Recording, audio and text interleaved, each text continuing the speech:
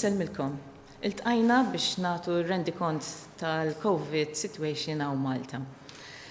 Il-bira mit-testijiet li għamilna kellna 2 każijiet li fiequ u allura sa total ta' każijiet li fiequ huwa ta' 456. Dawn iż-żewġ każijiet kellna wieħed ta' età bejn 10 u 19 sena u kellna pazjenti ieħor ta' bejn 40 u 49 sena. Bira għamilna 1017 tests u minn dawn ħarġu 5 każijiet li huma pożittivi. Allura it-total ta' każijiet pożittivi issa huwa ta' 558 u t-total ta' testijiet li għamilna sa issa huwa 51,677 u t-total ta' każijiet li huma attivi huwa ta' 96. X'kienu dawn il-każijiet li kellna pożittivi illum? Kellna raġel Malti ta' 97 sena li dan kien qiegħed pazjent Caringrek Hospital u fis-16 ta' Mejju beda bis-sintomi ta' deni, sola u ġeħ fi Grizmejn. Tajb ngħidu li dal-pazjent għandu kondizzjonijiet mediċi, però sa issa jinstab f'qagħda li hija stabbli. U bħalissa qegħdin nagħmlu follow-up ukoll tal-pazjenti l-oħra li kien hemm fl-istess sala u anke tal-istaff li kien hemm f'kuntatt miegħu. B'hekk naraw li issa t-total ta' pazjenti li kellna minn Caringrek huwa bħalissa ta' 4. Il-każ ieħor huwa ta' persuna li kellu bżonn imur l-emerġenza tagħna l-isptar għal kundizzjoni li mhijiex relatata u propju hemmhekk sarlu t-test u dan ħareġ li huwa pożittiv. Ma kellu l-ebda sintomi li huma relatati mal-COVID. Dan huwa persuna barranija raġel ta' 58 sena.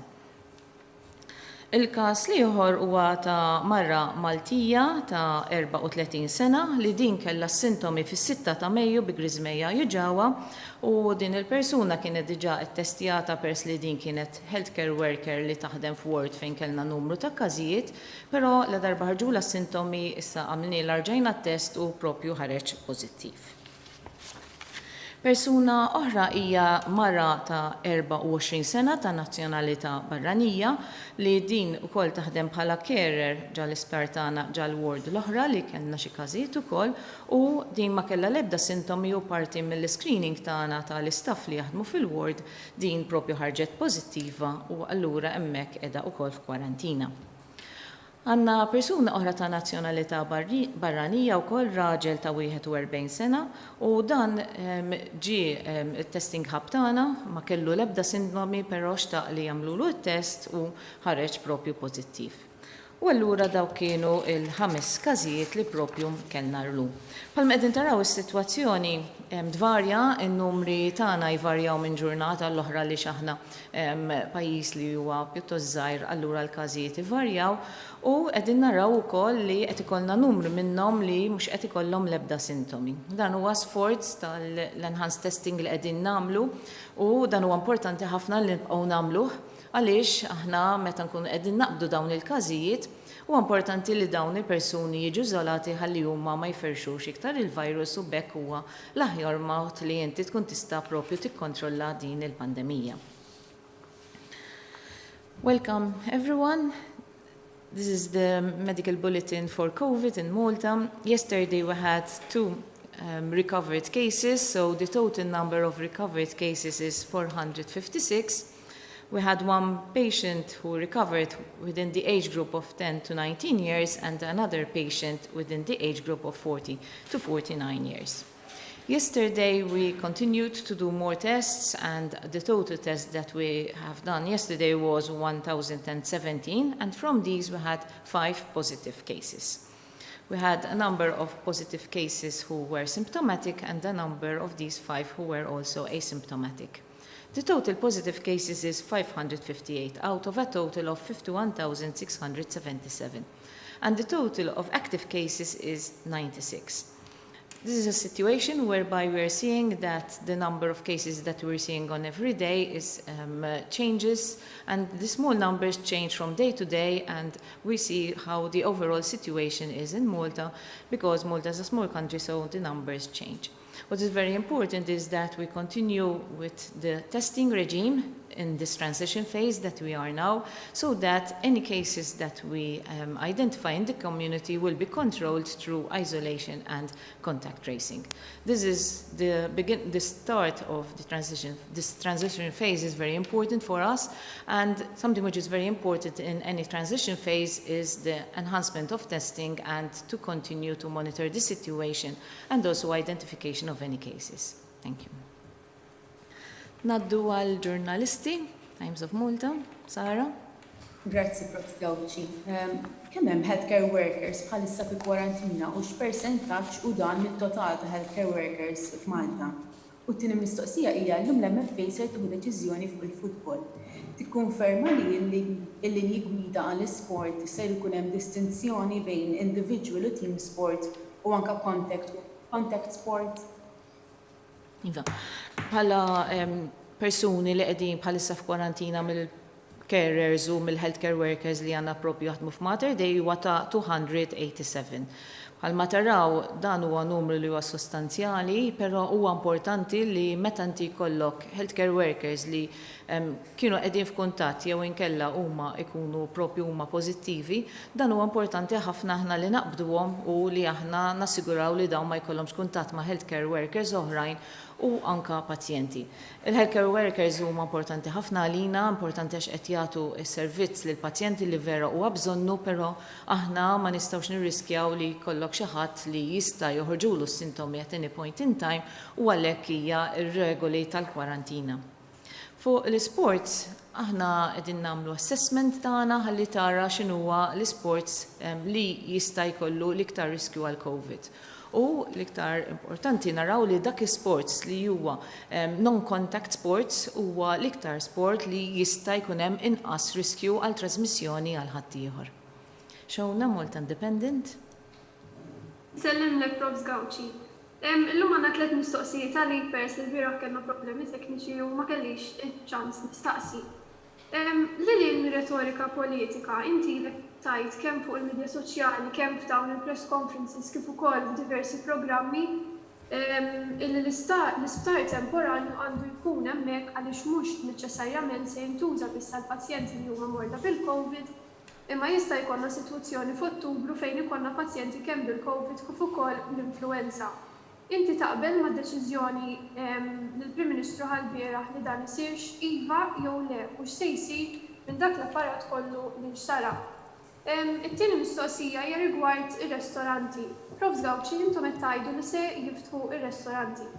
Inti personalment lesta tmur tiekol ġo restorant iva jew le. U l-aħħar mistoqsija hija rigward il-fatt li l-MUML kif ukoll l-imam qegħdin jgħidu li mhijiex idea tajba li qed nillixkaw il-miżuri b'dan il-mod, speċjalment fejn jidħlu ir-restoranti.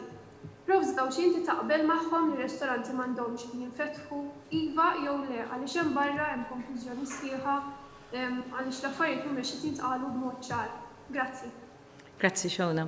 Mela, fuq is-sodod bħalma dejjem edna, aħna mill-bidunet rajna li aħna nkunu preparati għal dak li jista' ikollna fil-pajjiż u għalhekk aħna rajna li investejna biżżejjed sodod u biżżejjed apparat.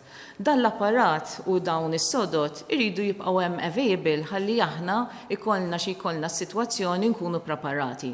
Naraw sitwazzjonijiet fejn ċertu pajjiżi sfortunatament ma kellhomx biżżejjed preparamenti u ma kellhomx biżżejjed sodod biex jilqgħu għal dak li jkollhom bżonn il-pazjenti tagħhom. Allura l-pożizzjoni tagħna dejjem tibqa' li inti importanti li jkollok is-sodod u l-apparat li huwa available. Jekk dan huwiex temporanju jew le, l-importanti li dawn ikunu available meta aħna propju għandna bżonn. U dik hija l-pożizzjoni tagħna sa mill-bidunet.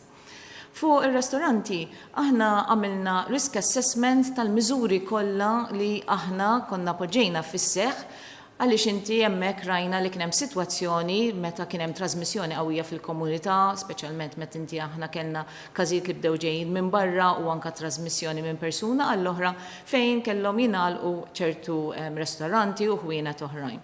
Aħna għamilna risk assessment u risk assessment ikun ibbażat fuq diversi kriterji u anke r-rakkomandazzjonijiet tagħna ta' x'għandu jinfetaħ bħalissa f'dawn iż-żminijiet huwa bbażat fuq mezzi ta' mitigazzjoni. Persuna bħali tkun moħħok mistrieħ li tista' tmur tikol f'restorant meta tara li kulħadd ikun jista' isegwi dawk il-miżuri li qegħdin jittieħdu kemm mill-nies li joperaw ir-restorant imma anke min-nies li jkunu qegħdin jattendu. Allura nies li għandhom ċans biex imorru jieklu f'restorant, hemmhekk huma jistgħu jattendu restaurants meta flimkien kulħadd ikun qiegħed propju jsegwi l-miżuri li jkunu qegħdin hemmhekk bħala mezzi ta' mitigazzjoni. Kit, minn TVM? Kbira tal-ħin tiegħek u tarif li qed tgħaddilna. Il-mistoqsijiet ikomplu mal-persuni vulnerabbli u l-anzjani tal-fuq minn 65 sena. Mhux ċar x'għandhom jagħmlu u x'm'għandhomx jagħmlu fil-jiem li ġejjin. X'inhi r-rakkomandazzjoni tiegħek abbażi ta' dak li għadek kif tgħid tar-risk assessment li qed tagħmlu? Jekk għandhomx imorru f'ristoranti jew le, jekk għandhomx imorru fil-ħwienet jew jekk għandhomx imorru postijiet oħrajn fosthom jien naf jekk jinfetħu l-knejjel morru l-qudies jew le. U l-mistoqsija l-oħra jekk tippermettili hija relatata mal-isport. Illum mistennija deċiżjoni dwar it-tkomplija jew le tal-kampjonat tal-futbol f'Malta. Abbażi tar-risk assessment li semmejt aktar qabel, x'inhi r-rakkomandazzjoni tagħkom? Fuq nies vulnerabbli dan huwa punt importanti ħafna li semmejt li aħna sa mill-bidu net konna qegħdin nagħmlu enfasi fuq il-nies vulnerabbli li għandhom ikunu protetti u dan huwa importanti u dan il-messaġġ ikun hemmhekk u għandu dejjem jibqa'. Però il-persuni li huma vulnerabbli huma jafu x'inhuma l-bżonnijiet tagħhom. Ġifieri jekk huma dawn in-nies għandhom bżonn joħorġu, importanti li dawn jaraw li jmorru postijiet li hemmhekk ikunu jistgħu jibqgħu safe u anka li huma stess ikunu qegħdin jieħdu l-mezzi ta' protezzjoni għalihom infushom. Dan huwa punt li huwa kruċjali u huwa punt li aħna għandna dejjem nibqgħu nibżgħu għan-nies li huma vulnerabbli min-naħa tagħna. Fuq l-isport bħalma spjegajt aħna għandna l-assessment tagħna u anka qegħdin naraw li bħalissa l-liġijiet huma li huma u anka aħna mill-assessment l-iktar sport li huwa ta' inqas riskju huwa in-non-contact sport. Kelli minn Wara nofsinhar tajjeb Professor Gawċi, torbot ftit mad-domanda tal-kollega tiegħi din, ġifieri hawn persuni b'diżabilità li għandhom bżonn terapija fiżika, ġifieri terapija li ma jistgħux jieħdu b'mezzi diġitali jew online. X'inhu huma l-pariri tagħkom għal dawn il-persuni? Palma rajtu wkoll meta qegħdin jinvolvu servizzi, aħna fejn hemm servizzi li huma essenzjali, dawk huma importanti li jingħataw għaliex inti daw servizzi importanti għal kura tal-pazjenti wkoll. Imma importanti ħafna li meta nkunu qegħdin jingħataw dawn is-servizzi li huma essenzjali, importanti li kulħadd juża l-mezzi ta' mitigazzjoni. Fejn aħna bħalma qegħdin taraw anke fl-isptarijiet tagħna u anke fiċ-ċentri tas-saħħa u anke meta persuna jmur propju għand it-tabib tiegħu fil-klinika privata tiegħu, importanti li huma wkoll jilbsu l-maskra jew inkella l-visor ħalli bekk nkun nistgħu nipproteġu kemm lil xulxin imma anke lil healthcare workers u anke lil dawk li jkunu qegħdin joffru s-servizz minn possibilment viruses li jkollu dak il-persuna. Amen Newsbook? Hello, Prof. Gawci, good afternoon, Leonet. Għandi żewġ mistoqsijiet. Dr. Vincent Marmara qal li jekk nibqgħu għaddejjin bin-numri ta' każijiet pożittivi kif rajna anke matul il-ġimgħa li għaddiet fejn kellna 14 każ, 10 każijiet, illum għandna 5, jista' jkun li pajjiżna lura tidħol f'dik li ngħidula second wave tal-coronavirus. Tikkonferma dan u Bira ħrajna wkoll hemm diversi ritratti filmati ta' ħafna nies fuq il-bajjiet. Kemm jinkwetak dan u forsi l-aħħar mistoqsija semmejt li minn 5 każijiet tal-lum hemm xi barranin. Ma nafx forsi nistax tikkonferma n-nazzjonalità tagħhom. Grazzi. Mela. Fuq l-istatistika, bħalma rajtu aħna dejjem inkomplu nsegwu s-sitwazzjoni tal-numri ta' każijiet li jkollna manka tkun qed ħares ukoll dan in-numru ta' kif qiegħed jinfirex minn persuna għall-oħra. U dik hija waħda mill-iktar affarijiet li inti tkun tista' tara u huwa vera importanti. Li għandek ukoll hija li ħafna nies qegħdin isemmu wkoll is-second wave tajjeb li din hemm pajjiżi li diġà qegħdin jarawha, però fis-sitwazzjoni ta' Malta aħna rridu naraw dawn in-numri kif ħajibqgħu sejrin biex aħna nkunu nistgħu naraw x'inhija s-sitwazzjoni ta' kif qiegħda proprju tinfirex din il-marda hawn Malta. Fuq il-bajjiet Aħna dejjem qegħdin naraw li social distancing huwa importanti. Anka f'din il-fażi li qegħdin fiha ta' mitigazzjoni ta' miżuri f'dan l-istadju ta' tranzizzjoni, importanti li dejjem social distancing jibqa' hemmhekk. U allura aħna meta naraw nies li marru fuq il-bajjiet jinkwetak jekk inti jkollok grupp ta' nies li jkunu kollha qegħdin jiltaqgħu ma' xulxin u huma nies li mhumiex ġejjin mill-istess household għaliex hemmhekk għandek iktar espożizzjoni. Allura r-rakkomandazzjoni dejjem tagħna tibqa' li inti għandek dejjem tillimita n-numru ta' nies li tkun qiegħed magħhom u anke importanti li inti wkoll toqgħod attent biex inti tuża mezzi ta' mitigazzjoni. Kien minnet? Sellimlek, Prof. Skawċi, għandi 3 mistoqsijiet u follow-up għal mistoqsija ta' kollega anka li xil-bira ma stajniex insaqsu għabba problemi tekniċi. L-ewwel waħda ħaddiema tal-gvern li jistgħu jagħmlu teleworking qed ikunu obbligati jmorru għax-xogħol. X'inhu l-appell ċar tiegħek rigward dan? It-tieni, tħoss li l-awtoritajiet tas-saħħa huma preparati għat-tieni mewġa. It-tielet, il-messaġġ tiegħek anke reklami tal-awtorità tas-saħħa huma ta' u għadhom għaddejjin s'issa stay home, stay safe. Għadhom validi dawn l-appelli u mistoqsija li għamlet kollega tiegħi forsi ma kienx wieġba b'mod ċar rigward ir-ristoranti. Inti rrakkomandajt minn naħa tiegħek bħala Supretendent tas-Saħħa biex jinfetħu r-ristoranti iva jew le? Fuq it-telework bħalma semmejna, telework huwa għodda tajba ħafna li għandna fidejna li hija għodda wkoll li llum il-ġurnata tiġi assistita minħabba t-teknoloġija. Rajna matul din il-pandemija li kien hemm diversi entitajiet kemm mal-gvern kif ukoll fil-privat li propju baqgħu għaddejjin bix-xogħol tagħhom permezz tat-telework. Jiġri hawnhekk huwa sta għar-responsabilità ta' l-employer li hu jara fejn huwa dak ix-xogħol li jista' jsir bit-telework u fejn ma jistax isir. U hemmhekk allura hemm l-obbligu wkoll fuq l-employer li jekk hu ħajkun hemm bżonn in-nies li jitlu propju għax-xogħol, importanti wkoll li jsiru mezzi ta' prevenzjoni propju fuq il-post tax-xogħol. Fuq is-saħħa tagħna bħalma rajtu aħna mill-bidunet ħriġna bi pjan li huwa bbażat fuq evidenza. Huwa pjan li ġie mfaħħar minn diversi pajjiżi oħrajn, anka kellna komuniki minn diversi pajjiżi oħra fejn ukoll samna magħhom dak li qegħdin nagħmlu aħna biex innexxinna nikkontrollaw is-sitwazzjoni kif bħalma rajtu intom ukoll u aħna bħalma rajtu wkoll barra li bbażajnija fuq l-evidenza ta' prevenzjoni fuq il-miżuri ta' mitigazzjoni permezz tal-għodda li għandna bis-saħħa pubblika, però rajna wkoll li nkunu preparati biex aħna jkollna l-pazjenti li ħajkollhom bżonn il-kura hemmhekk ukoll hemm is-sodot u l-apparat mediku li huwa available. Barra minn hekk ukoll kellna t-taħriġ tal-healthcare workers tagħna fejn aħna rajna li anka nies kollha fl-entitajiet kienu qegħdin jiġu mħarġa fuq il-COVID. Din hija preparamenti kollha li saru min-naħa tagħna bħala Ministeru tas-Saħħa biex aħna nkun nistgħu nagħmlu rispons tagħna għal COVID situation. Barra minn hekk ukoll aħna rajtu li bil-miżuri li daħħalna hemmhekk ukoll daħħalna dawk il-miżuri ta' mitigazzjoni permezz ukoll ta' saħħa pubblika fejn aħna rajna x'inhuwa l-aħjar mod li inti tista' tnaqqas ir-riskju f'kwalinkwa sitwazzjoni. Il-messaġġ tagħna jibqa' dejjem ċar li inti trid tevita li jkollok kuntatti ma' nies oħrajn li huma jista' jkollhom il-virus. Allura, is-social distancing bħala kunċett dejjem għandu jibqa' hemmhekk u wkoll nappellaw lin-nies li dejjem iżommuh anke mezzi ta' mitigazzjoni u anke ta' prevenzjoni. Fuq ir-restoranti bħalma semmejt aħna għamilna risk assessment tagħna u anka il-miżuri li huma klassifikati skont ir-riskju u anka kif inti tkun tista' tnaqqas dan ir-riskju.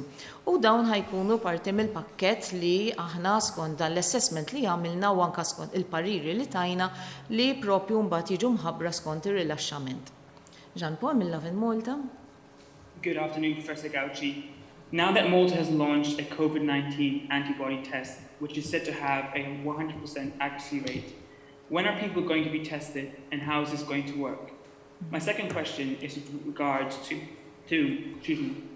healthcare workers and the previous question with regards to their numbers. Can we please have the percentage of healthcare workers infected with COVID-19 in each ward? Our information is that everyone in ENT has the virus, so is it possible to get a breakdown of healthcare workers by ward in hospital? Thank you. Fu l-antibody testing, bħalma rajtu, aħna konna qegħdin ġibna diversi tipi ta' antibody tests li qegħdin nagħmlu l-validation tagħhom. Aħna diġà għandna wkoll test li propju bdejna nagħmlu testijiet ukoll fuq dmija li jkollna anke mill-laboratorji tagħna, u allura hemmhekk aħna nkun nistgħu nistabbilixxu wkoll x'inhija wkoll is-sensitivity u specificity ta' dawn it-testijiet. U anke aħna qegħdin inqabbluhom ukoll ma' dmija li tawna wkoll propju pazjenti li kienu pożittivi.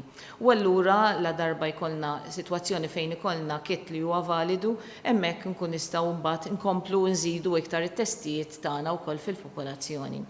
Fuq healthcare workers in-numri eżatt ma jkollix hawnhekk, però din tista' propju mbagħad tiġi miġbura wkoll. Bħalma qedtilkom li n-numri ta' Mater Dei huma n-nies li għandna propju fil-kwarantina. U anke n-numru ta' każijiet li huma pożittivi. Massimo minn Malta Today. Hi, Prof. Gauci, good afternoon. Il-ġimgħa li għaddiet il-Union ta' Nurses tal-UMN għamlet appell lill-Prim Ministru biex ma jerġax jiftaħ lil Malta turizmu. Il-President tal-Union qal li dan huwa mod sigur kif inġibu mowġa ta' COVID-19 Malta jekk nerġgħu niftu għat-turizmu. X'inhi r-reazzjoni tiegħek għal dan? Taħseb li l-bibien ta' Malta għandhom jerġgħu jinfettu għat-turizmu fix-xhur li ġejjin? Massimo, bħalma rajtu sa mill-bidunet, aħna il-miżuri daħħalna kienu miżuri li kienu proporzjonati skont il-sitwazzjoni epidemioloġika ta' Malta. U anka kif qegħdin nirrilaxxaw il-miżuri, huma miżuri li saru fuq risk assessment u anka skont is-sitwazzjoni għaw Malta. U bħalma tħabbar ukoll propju hija dan ma jfissirx li l-ajruport ħajnfetaħ f'din il-ġimgħat. U allura il-reazzjoni hija waħda li aħna qegħdin nimxu pass pass bil-miżuri li tibda tneħħi jkunu dawk il-miżuri li l-inqas ikollhom riskju, u bħalma naraw bħalissa il-miżuri li inti tiftaħ l-ajruport bħalissa mhuwiex miżura li għandha titaħħal fil-ġurnata tal-lum. U għalhekk aħna nkomplu segwu propju s-sitwazzjoni kemm hawn Malta kif ukoll barra minn Malta. Il-fatt li inti tibda titħaddet u tevalwa s-sitwazzjoni huwa importanti. Bħalma propju aħna konna dawn il-ġimgħat konna diġà bdejna naħdmu fuq miżuri li tistgħu jiġu rilaxxati l-istess hemmhekk il-ħidma tiddejjem tkompli. Claudio mill-Orizzont.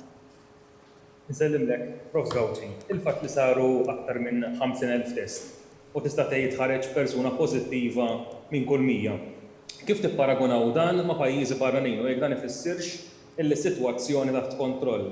Mistoqsija oħra, illum għandu jkun hemm laqgħa bejn il-Ministru tas-Saħħa u l-awtoritajiet tal-Knisja. Tara lok li l-knejjes jerġgħu jiftħu l-bibien tagħhom u f'dak il-każ ikun hemm xi restrizzjonijiet. Grazzi ħafna. Is-sitwazzjoni ta' numru ta' każijiet li qed ikollna aħna naraw proporzjonalment il-pick-up rate li inti taqbad minn numru ta' każijiet skont in-numru ta' testijiet li tagħmel.